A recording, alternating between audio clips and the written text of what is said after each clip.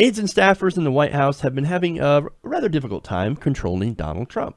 His impulse to tweet and, of course, to watch lots of cable TV. So much so that campaign staffers, or former campaign staffers, have stepped in to offer a little bit of advice to the White House. Now, these people spoke to Politico, and there are about 6 former campaign officials. Now, they said that in order to control Trump, he needs to essentially be micromanaged and kept away from bad press. They also say that it's one of the things that they can do to keep the president from going out and tweeting out terrible things. Interesting. Now, they said, quote, the key to keeping Trump's Twitter habit under control is to ensure that his personal media consumption includes a steady stream of praise. And when no such praise was to be found, staff would turn to friendly outlets to drum some up and make sure it made its way to Trump's desk. Basically, we have to make sure that there's a steady stream of praise for little Donnie, or else he's going to go on Twitter and he's going to have a tantrum, and that's going to make us look bad. Oh, what a child. Child. There's more. If candidate Trump was upset about unfair coverage, it was productive to show him that he was getting fair coverage from outlets that were persuadable, said former communications director Sam Nunberg.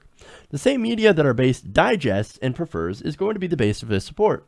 I would assume the president would like to see positive and preferential treatment from those outlets, and that would help the operation overall.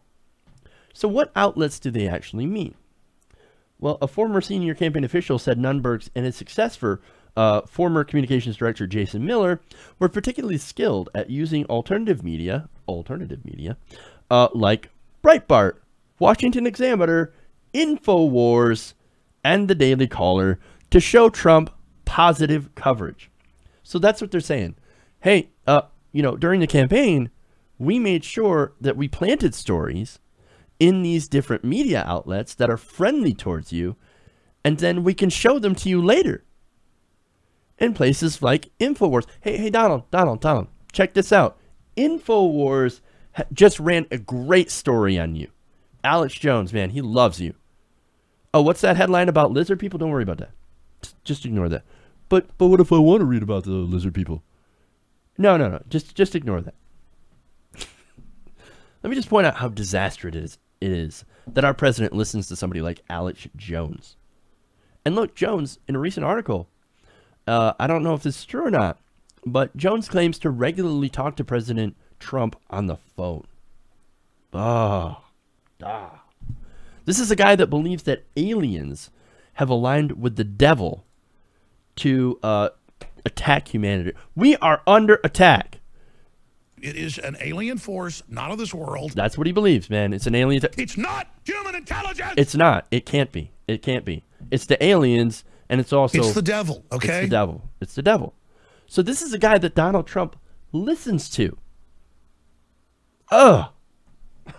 Disaster. Absolute disaster. Now, however, what's more interesting about his media habits is what he doesn't go through. In fact, he rarely goes online for information. No, Alex Jones is primarily online, but he'll watch a program, or actually he'll get this program delivered to him, but mostly he does not go online for his news. In fact, staff members say that they had one advantage as they aim to manage candidate Trump's media diet. Again, he rarely reads anything online, instead preferring print newspapers. You know what his go-to is? The failing New York Times. This guy loves reading the New York Times. I love it. He can't help himself. Failing New York Times. They're garbage. Fake news. Hey, what's the New York Times saying about me? Come on, man. And do you really think that if Trump, or that if the New York Times did a positive story on Trump, that he wouldn't suddenly start loving them again? Like, oh, New York Times, great article, man, great. You know what? Times, not failing anymore. They're tremendous. And look, again, other than the New York Times, he doesn't really read a whole lot. Because some have speculated he has a little bit of trouble reading. I don't know about that. But, hey, David Pakman makes a very compelling case on Trump not being able to read. You should check out that video. No, instead, he chooses to watch cable news. In fact, according to the article, Trump is a, quote, near nonstop consumer of cable news. And they also note that his staff's efforts were not enough to always keep Trump from tweeting on topics that were far away from his campaign's core message. In fact, throughout the campaign, the Times writes, whatever messaging the candidate staff had planned was continuously accompanied and often overshadowed by a string of feuds that played out both on and off Twitter.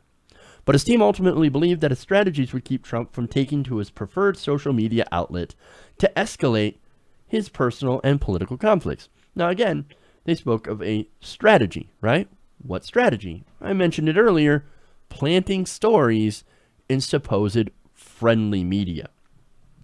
Now, for example, when Trump engaged in a Twitter war with Khizr Khan, the father of, obviously, Captain Khan, who was killed in Iraq, the team set up a meeting with Gold Star Mothers of Florida and made sure to plant the story in conservative media.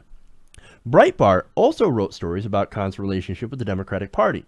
We made sure that conservative media was aware of it. They connected the echo chamber, a former official said. They connected the echo chamber. You got to make sure to ramp up that echo chamber, man. That's what they're doing. Now, another example. During another damage control mission, when former Miss Universe Alicia Machado took to the airwaves to call out Trump for calling her Miss Piggy and Miss Housekeeping, the communications team for Trump scrambled to place the story in conservative-friendly outlets like Fox News, The Washington Examiner, Daily Caller, and Breitbart. Now, I'm going to stop here for a minute. Weren't people angry when Hillary's team would plant stories in friendly media, like the Washington Post, for example, like the Huffington Post, like Politico? I know I was pissed. I was like, no, you're planting friendly stories, and then you're doing stories against Bernie Sanders. Remember Washington Post with their 16 negative articles on Bernie Sanders in 16 hours. That is a fucking record. So, look, if you're angry at the Hillary Clinton campaign doing that, but are not angry at Donald Trump's team doing the same exact thing, you might want to check yourself, okay? I'm just saying, media collusion is media collusion. Doesn't matter who's doing it. When you have political campaigns and political parties colluding with the media, getting talking points, planting friendly stories, sometimes even false stories in the news, that is a problem. They use the media, in this case, conservative media, to help Donald Trump. Look, it's grotesque. It's grotesque when they did it for Hillary Clinton. It's grotesque when they do it for Donald Trump. Now, what would they do when the stories were published in these friendly conservative media outlets? Well, campaign officials with large numbers of Twitter followers would end up tweeting them out because, of course, that would get Donald Trump's attention. They would also go to media amplifiers like Fox News hosts and conservative columnists to encourage them to tweet out the story so they could print out and show a 2-page list of tweets that showed that they were steering the message. Hey, look, Donald, here is a list of very friendly tweets. Look at that. These people really like what you're doing. These people really like what you're saying, except that we set them up to do it. That's exactly what you're doing. They're refeeding his ego. They were feeding him with positive stories that they planted. This is insanity. And look, did it have success? Somewhat. They note that while Trump still couldn't contain his Twitter rage with Machado, ended up tweeting out about a mystery sex tape of the Hillary Clinton surrogate, aides say that they were successful in dialing back even more posts. Quote, he saw there was activity, so he didn't feel like he had to respond. According to the former campaign official, he sends out these tweets when he feels like people aren't responding enough for him. And to that I have to say, what a snowflake. This guy's Snowflake President. No, I've got to, you know what? We've got to make sure that he's got positive press. We've got to make sure that people are responding to him, and it's got to be positive, or else he gets very, very angry. He's got to have consistent praise. In fact, one Trump associate said it's very important to show Trump deference and offer him praise and respect. And that will, of course, lead him to more often listen to that person who is giving him that respect. So basically, what they're saying is that you gotta stroke his ego, and maybe something else. You might, I don't know. I don't want to go there. But look, essentially, this guy is a narcissistic man-child. And just like a child, these same associates said that if Trump becomes obsessed with a grudge, the aides need to try and distract him and change the subject. Hey, Donald, look at your poll. You know what? Maybe not look at your poll numbers. Hey, Donald, why don't you look at what Hannity said about you last night?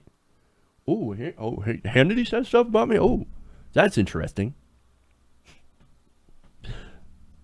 And not only that, again, just like a child, these aides say, quote, leaving him alone for several hours can prove damaging. Why? Because he consumes too much television and gripes to people outside the White House. Let me ask you guys, is this a profile of a successful businessman or a 70-year-old spoiled rich kid? Remember, this is a guy that got handed everything in life. Got bailed out by his daddy after running casinos. Who crashes a casino? The house always wins. The house is supposed to win. But no, this guy's so much of a fool, so much of a bumbling idiot that he crashed casinos into the ground. Ridiculous, man. And you've got aides saying that we cannot leave him alone because he's going to go and do something ridiculous. He's going to start a terrible Twitter war with people, and who knows what else he's going to do. We can't leave this guy alone for 5 minutes, and we have to constantly praise him. My God, man, this is a circus. America, what have you done? What have you done? We've elected a toddler to the most powerful position in the United States. Baby, sad. Hey everybody, thanks for watching this video. If you want to see more like this, please hit the subscribe button below. And if you want to support truly independent progressive media, please consider becoming a patron at patreon.com/TYTNation.